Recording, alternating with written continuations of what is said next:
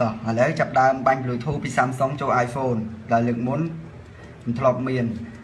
តាមប៉ាហ្នឹងចេញពី site ឌីមានយូរហើយតែខ្ញុំទឹកយកមកបង្ហាញ iPhone មែនតើមិន iPhone คล้ายៗទេកុំគិតថាប្រើ Android ដូចគ្នាតាមពិតអាហ្នឹងនៅក្នុង site ឌីអីក៏មានដែរឲ្យតែយើងស្រាវជ្រាវរកវាន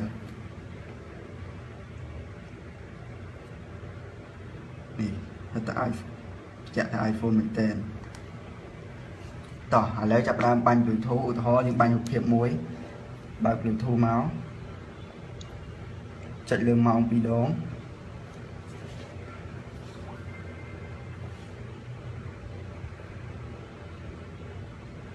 ចេញមកហើយ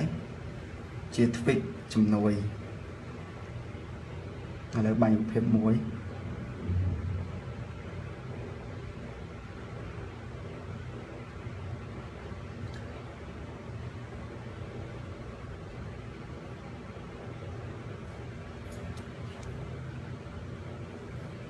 នេះគឺវា pair ហើយអញ្ចឹងយើង send ហ្មងទៅ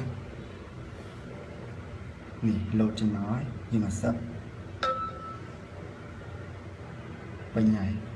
គឺវាអូតូចូលកាមេរ៉ាតែម្ដងនេះ